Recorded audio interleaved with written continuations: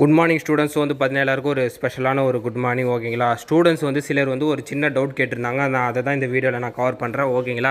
First என்னென்னு வந்து பார்த்தீங்கன்னா, கடந்த ஆண்டு தேர்ச்சி விகிதத்தை விட இந்த ஆண்டு அதிகமாக இருக்குமா இல்லை கம்மியாக இருக்குமா சொல்லிட்டு கேட்டிருந்தாங்க ஓகேங்களா. அதை பற்றி தான் நான் சொல்ல போகிறேன்.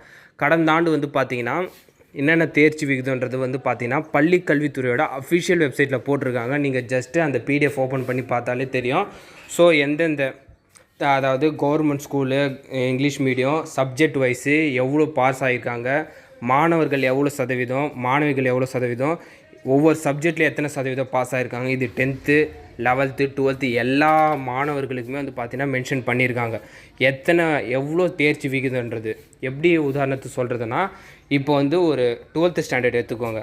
ஹெச்எஸ்சி அதாவது +2 ஸ்டூடெண்ட்ஸ் வந்து பார்த்திங்கன்னா கடந்த ஆண்டு 2023 வந்து பார்த்திங்கன்னா உதாரணத்துக்கு மாணவிகள் வந்து ஒரு உதாரணத்துக்கு 87%, மாணவர்கள் ஒரு 88%, இந்த மாதிரி வந்து தேர்ச்சி விகிதம் எடுத்திருக்காங்க.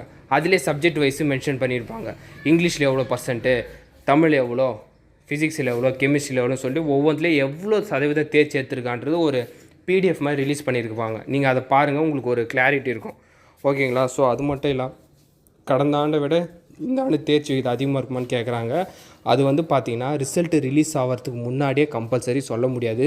ரிசல்ட்டு ரிலீஸ் ஆன பிறகு தான் வந்து பார்த்திங்கன்னா கம்பேர் பண்ணி இம்ப்ரூவ்மெண்ட் இருக்கா இல்லை குறைஞ்சிருக்கான்றதை சொல்ல முடியும் ஓகேங்களா.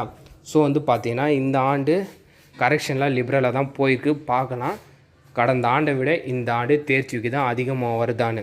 நான் வந்து ரிசல்ட் வந்துச்சுன்னா ரெண்டுத்தையும் கம்பேர் பண்ணி எவ்வளோ இம்ப்ரூவ் ஆகிருக்கு இல்லை எவ்வளோ குறைஞ்சிருன்றதை நான் தெளிவாக சொல்கிறேன் ஓகேங்களா. இதுதான் ரிசல்ட் வர்றதுக்கு முன்னாடி நம்மளால் சொல்ல முடியாது இவ்வளோ தான் வரும் அவ்வளோ தான் வரன்னு. இந்த வாட்டி கரெக்ஷன் லிபரலாக இருக்குது. மேபி இந்த ஆண்டு வந்து பார்த்திங்கன்னா தேர்ச்சி விகிதம் அதிகமாக வர வாய்ப்புகள் இருக்குது ஓகேங்களா. அது கன்ஃபார்ம் பண்ணோன்னா ரிசல்ட் ரிலீஸ் ஆனால் தான் நம்ம கம்பேர் பண்ணி எவ்வளோ சதவீதம் அதிகமாக வந்திருக்குதை நம்ம சொல்ல முடியும் ஓகேங்களா. கண்டிப்பாக நான் அதை பற்றியும் கவர் பண்ணுறேன். மறக்காமல் இந்த அப்டேட்டை உங்கள் ஃப்ரெண்ட்ஸ் அண்ட் ஸ்டூடெண்ட்ஸ்க்கு ஷேர் பண்ணிடுங்க.